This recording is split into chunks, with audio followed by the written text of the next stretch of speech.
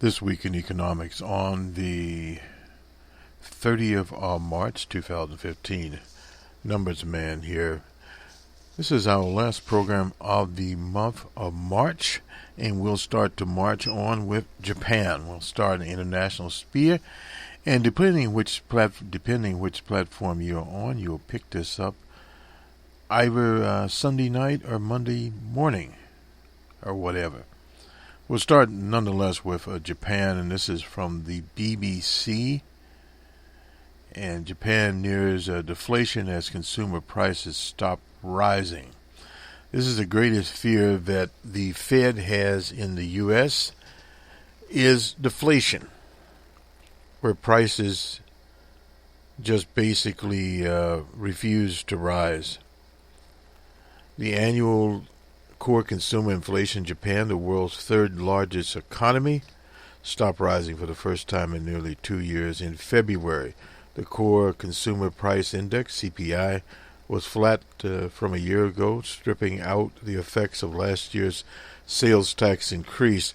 One of the things that you do to counter deflation is you increase such things as sales tax or value-added taxes, etc. The last time the core CPI did not rise was in May of 2013. It was flat. The latest figures are moving further away from the Bank of Japan's inflation target of 2%. And this is a problem that many of these central banks have. They tend to focus too much on inflation than deflation. The core CPI, which includes all but not fresh food prices, rose 2% from a year ago, but below the market expectation of 2.1%. Will there be more stimulus ahead is a question they asked here. Japan's economy came out of recession in the fourth quarter, Q4 last year, but its recovery remains fragile as on sluggish household and business spending, same as in the U.S. primarily. Economists say the data puts more pressure on the central bank to expand its monetary policy as falling oil prices keep inflation subdued. But analysts do not expect the BOJ, Bank of Japan, to add last year's October stimulus plan until the second half of this year, because officials have been anticipating a cooling of inflation. Other data, such as household spending, fell 2.9% in February from a year ago, while retail sales were down 1.8%. Also highlighted the sluggish policymakers, the struggles, face in steering the economy towards a recovery. Very difficult to do with deflation. Inflation, you can deal with that by making more people literally redundant. Paul Volcker proved that to be the way to go. The unemployment rate remains however, fell to 3.5% in the same period, close to what economists see as a full employment. At one time, we saw full employment at basically 2 to 2.5%. That's in the U.S.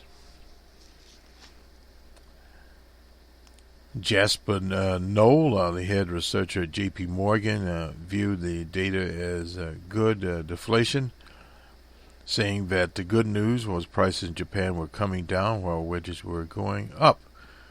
Last year, wages rose, 1%. This year, we have union negotiations look like they will rise. The growth is going to double to 2%. Not very much, but so more nominal yen into the pockets. So it's somewhat of a feel-good factor in Japan. Well, we'll see on that one. Let me go now to the U.S. and some of the current figures out from the Bureau of Economic Analysis here. This is state personal income, average state personal income. Bureau of Economic Analysis accelerated 3.9% in 2004, from 2% in 2000. 2013. According to the latest estimates released by the U.S. Bureau of Economic Analysis, growth of state personal income, the sum of net earnings by place of residence, property income, personal current transfer receipts range from 0.5% in Nebraska to 5.7% in Alaska and Oregon, with 45 states growing faster in 2013 than in 2013. Inflation, as measured by the National Price Index for personal income consumption, was at 0.3%. In 2014, it was at 0.1% in 2013. So we look at some of the states here. This is an interesting graphic. You can go there and look at it. Pennsylvania, for instance, well, we don't have it, actually. This is a color graphic. Sorry about that.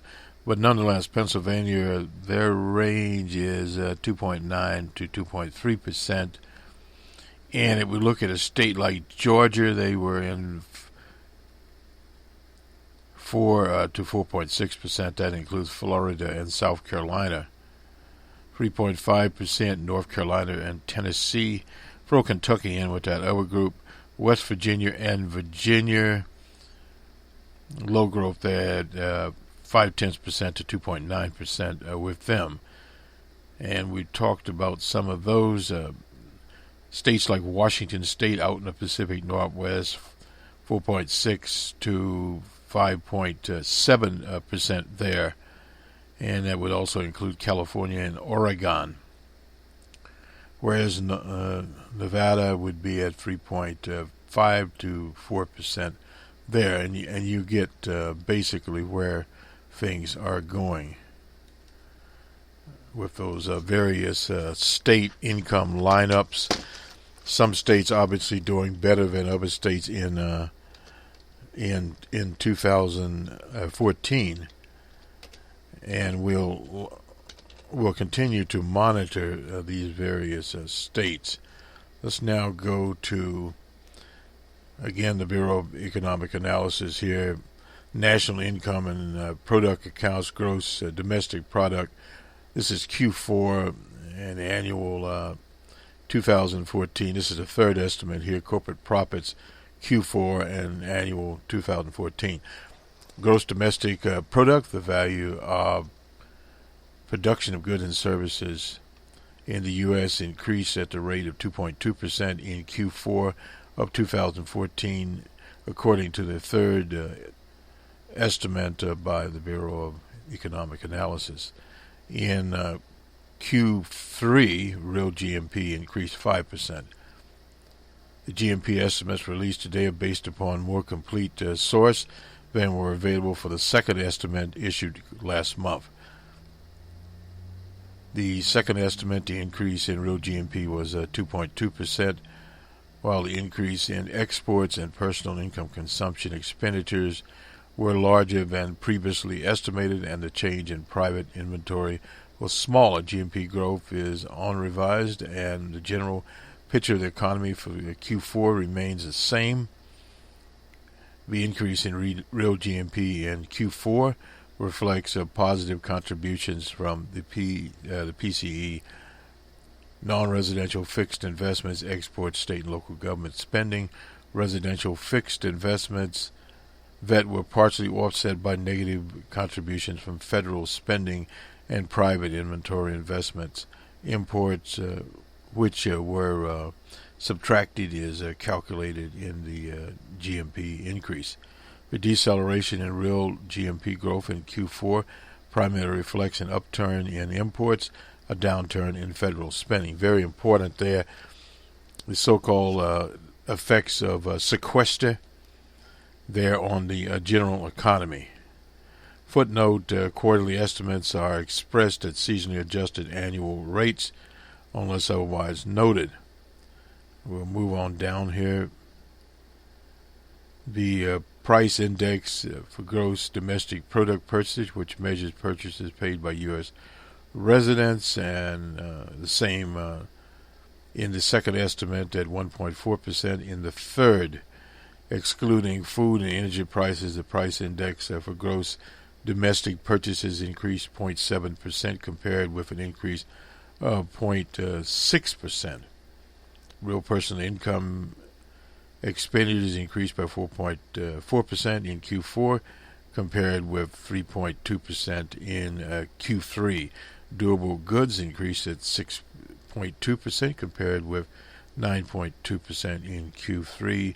Non-durable goods increased 4.1% compared with 2.2%. Services increased at 4.3% compared with an increase of 2.5% in Q3. Non-residential fixed investments increased at 4.7% in Q4 compared with 8.9% in Q3. Investments in non-residential structures increased to 5.9% in Q4 with an increase of compared with an increase of 4.8% in Q3. Investments in equipment increased at 0.6% compared with an increase of 11% in Q3. Investments in intellectual property products increased at 10.3% in Q4 with an increase of 8.8% in Q3. In other words, it's been very good quarters for intellectual property. Real residential fixed investments increased at 3.8% compared with an increase of 3.2%. Real exports of goods and services increased at 4.5% in Q4, the same increase as in the third quarter. Real imports of goods and services increased at 10.4%, in contrast to 0.9% in Q3. Real federal government consumption expenditures and gross investment decreased 7.3% in Q4 in contrast to 9.9% in Q3. The national defense decreased at 0.2% in contrast with an increase of 16% in Q3. Non-defense increased at 1.5% compared with an increase of 0.4%. Real estate and local government consumption expenditures and gross investments increased 1.6 compared with 1.1 in Q3. Changes in real private inventory subtracted 0.10 percentage points from the fourth quarter in real GMP after subtracting 0.03% from Q3. Private business increased inventories at $80 billion in Q4, followed by an increase of $82.2 billion in Q3 and $84.8 billion in Q2. Final sales of domestic product, GMP less. Changes in private inventories increased at 2.3% in Q4, compared with an increase of 5% in Q3. Gross domestic purchases by U.S. residents increased 3.2% in Q4, compared with an increase of 4.1% in Q3. Gross national products, real gross national products, the goods and services produced by labor and property supplied by U.S. residents increased at 1.4% in Q4, compared with an increase of 5.3% in Q3. GNP increase in GNP excluded net receipts of income from the rest of the world, which decreased at $30.7 billion in Q4, in contrast to an increase of $13.3 billion in the Q3. In Q4, receipts decreased by $28.3 billion, and payments increased by $3.2 billion.